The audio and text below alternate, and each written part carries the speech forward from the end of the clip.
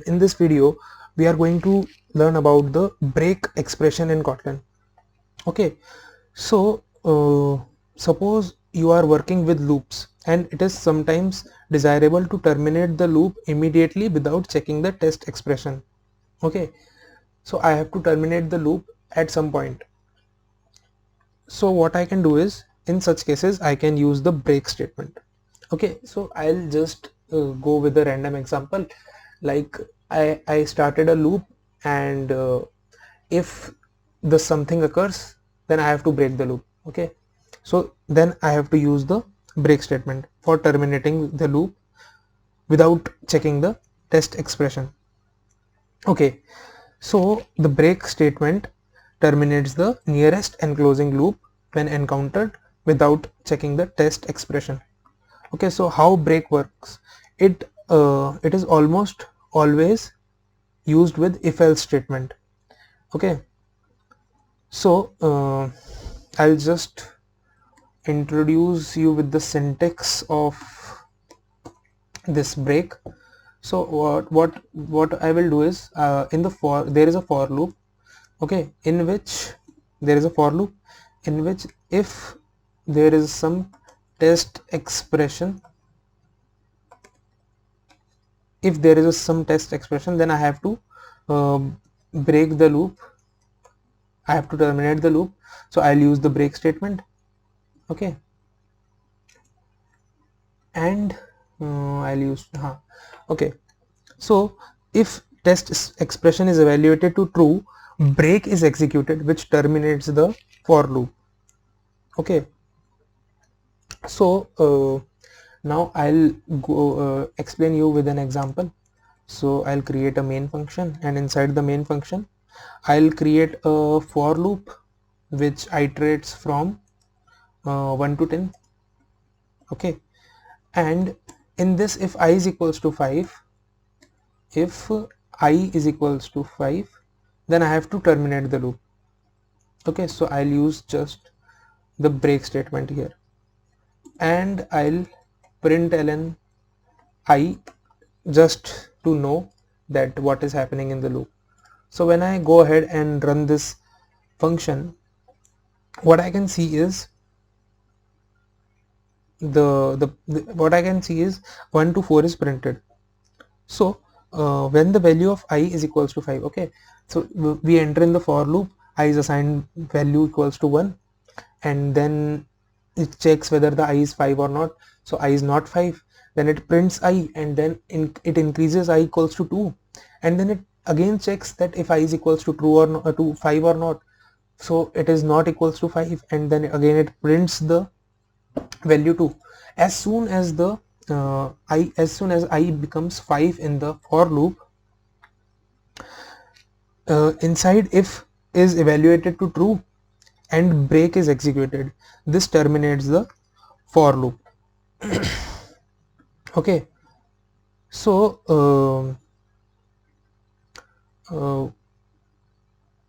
what is so we will move ahead and learn about labeled break in Kotlin. So what we have learned till now is an unlabeled form of break which terminates the nearest enclosing loop. There is another way break can be used to terminate desired loop. Okay, or I can say to terminate an outer loop. So how does a label break works? Okay, so there is a while loop in a while loop, and there are basically two loops. Okay, so label in Kotlin starts with an identifier which is followed by an @. Okay, so here when I can make a code for that syntax. Okay, so I can make test @while, and there is some test expression, and inside this while loop there is some codes,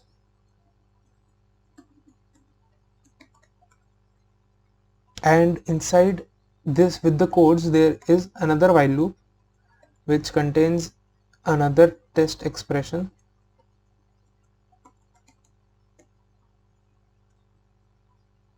and this while loops contains some codes, and with this code it contains an if statement, and there is a condition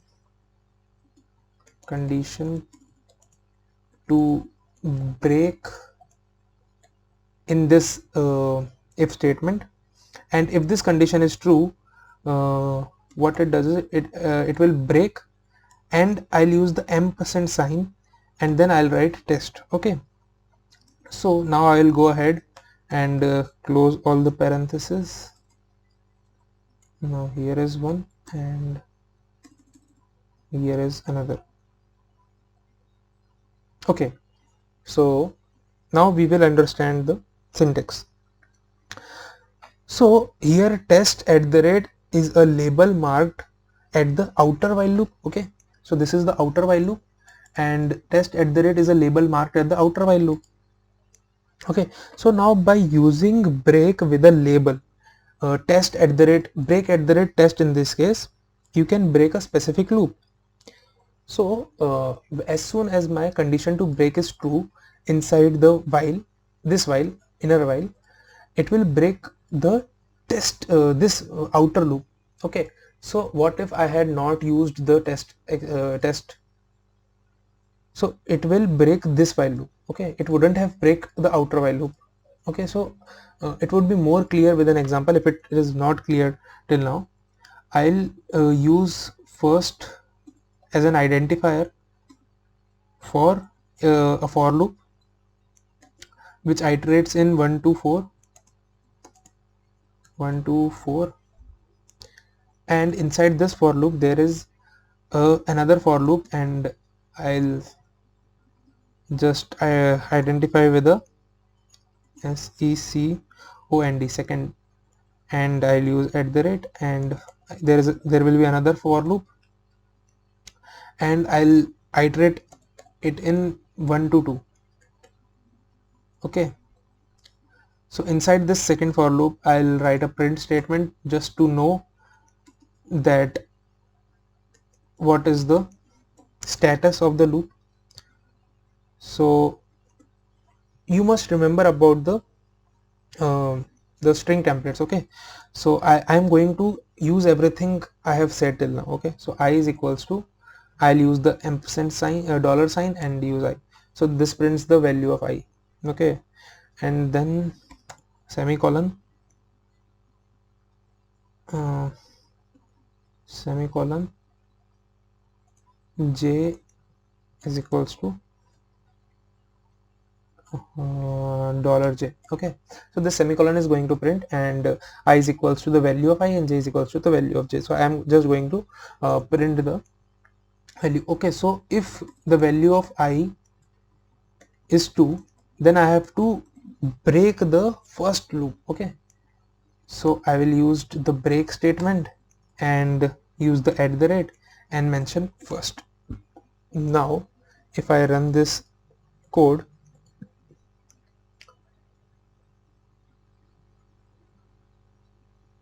okay, I can see that I is equals to 1, and then j is equals to 1, then for I is equals to 1, j is equals to 2. Okay, so let's just see what is happening, right? Okay, so we first enter the for loop, the first for loop. Okay, so there I is assigned the value 1. Then we enter the second for loop, and there j is assigned the value 1. Okay, then the print statement is executed, and I and j both with the value 1 is printed, and the statement if I is equals to 2 is executed, and as I is not equal to 2, it is 1, it is false, and then it continues with the second for loop. Okay, for I is equals to 1, this loop is executed 2 times because j iterates in 1 to 2. Okay, then for I is equals to 2. Okay, so when this is executed 2 times, we reach the end of this loop, the first loop, and then I is incremented, and I is equals to I becomes 2. Now it enters the second for loop, and for the I equals to 2, j is assigned the value 1, and then the print statement is executed and value of I is equals to 2 and j is equals to 1 is printed. And after that the if statement is executed, and when I is equals to 2 expression is evaluated to true, break at the rate first is executed, which terminates the loop marked with label at the rate first, okay, or first at the rate. So it terminates the first loop. Now what if I have to break the loop as soon as I become 2 and not when after printing j? Okay, so I have to just remove this statement. So I can just copy and cut and paste it before the print statement. So before the print statement the first loop is going to be terminated, and hence the third print statement is not executed. So I can just do a little variation in this program, okay, in the previous program. So instead of break at the rate first, I'll do break at the rate second. Now when I run this program, okay, when I run this program,